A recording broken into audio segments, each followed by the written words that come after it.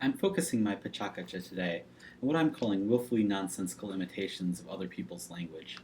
My dissertation is about nonsense, and that's part of the reason I'm interested in this topic.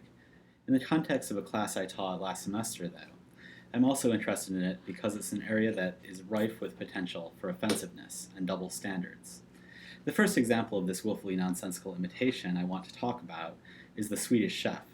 The Swedish chef was a famous character from The Muppet Show, which was on TV during the 70s. The skits featured the Swedish chef mixing music, a nonsensical imitation of the Swedish language, and parody of cooking shows. One of the main sources of humor in the Swedish chef involves silly physical humor. Here, for example, you can see the Swedish chef attempting to cook meatballs by hitting them with a tennis racket, trying to make turtle soup, only to find the turtle hiding from his cleaver, and getting pancakes stuck to the ceiling as he cooks them. As much of the humor, however, comes from the nonsense language in which the Swedish chef speaks and sings. Typical examples are the Flappen Jacken Hooten from the last slide, and here's one internet user's transcription of the Swedish chef's song. Yer do do do dee do dee dop tee do, yer dop tee do mork mork mork. Of course, the Swedish chef is a beloved character. When public figures do to other people's language what the Swedish chef does, people tend to get angry. Whatever you think of his politics, for example, it's hard to deny that Rush Limbaugh sometimes gets into trouble over statements that are perceived as shocking or racist. In January 2011, for example, Limbaugh caused a flap while he was commenting on President Obama's visit to Hu Jintao, then the president of China. Limbaugh, commenting that the translation of Hu Jintao's words was not fast enough, began imitating Chinese speech with a series of chings and chongs that many people thought deeply racist. Here's the full quote, as it's transcribed by the website Boing Boing. Hu Jintao was just going ching chong, ching chao, chong cha, chong chang, ching chong chi baba, o chong ching, chi garai, cheng chi chi, ching ja baba, chenga chang chi chi chi, changi, u, ching chola baba, gi chow chow. So we've got two examples of willfully nonsensical imitation of other people's speech, but with a significant difference. People love the Swedish chef, and they celebrate his nonsensical imitation of Swedish. But many people despise Rush Limbaugh because of his nonsensical imitation of Chinese. It strikes them as utterly offensive. So does this inconsistency mean that we should be declaring the Swedish chef offensive, just as we do with Rush Limbaugh?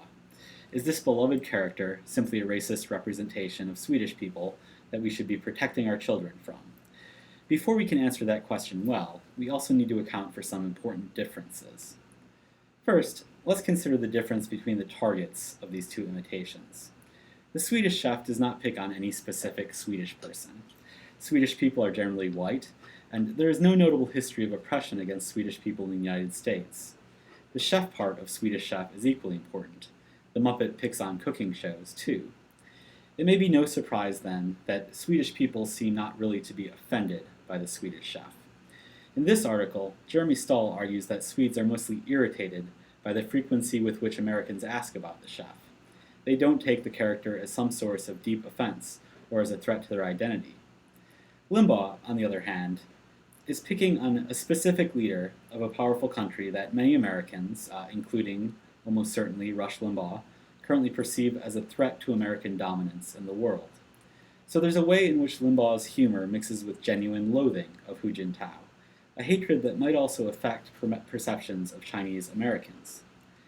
Indeed, unlike the Swedes, there is a widespread history of racial bias against the Chinese and other East Asians in the United States. The words Limbaugh used seem to directly reference the old phrase, Ching Chong Chinaman. The Ching Chong language degrades the Chinese and their language as somehow silly. The flip side of the Ching Chong kind of stereotype is the sinister, fearful stereotype of the Chinese, reinforced by characters such as Fu Manchu. As this movie poster from 1965 suggests, Fu Manchu is an evil character created by white producers, quote, the most evil man the world has ever known. So there are big differences between the targets of the imitation, but there are other kinds of differences too. The Swedish chef is one of the Muppets, of whom many of us have fond childhood memories, and they have a very positive reputation.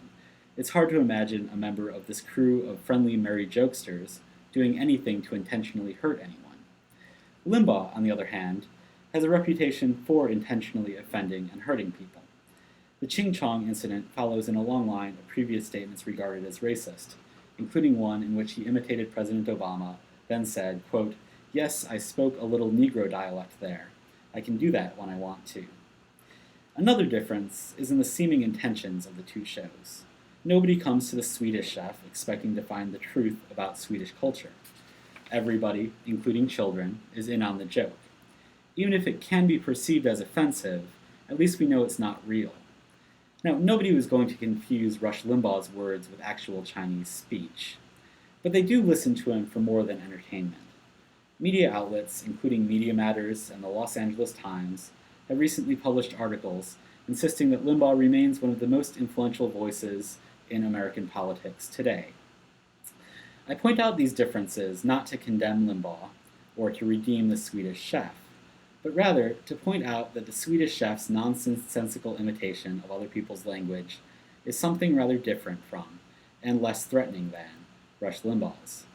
The Swedish Chef really isn't just Rush Limbaugh in chef's clothing. If the Swedish Chef's imitation of language is less reprehensible than Rush Limbaugh's, though, I still think it's worth considering the idea that there's something messed up about our general acceptance of the Swedish Chef's language. Even if it doesn't directly offend Swedes, it reinforces the idea that it's okay to make fun of other people's language this way. And I say that as someone who loves the Swedish Chef.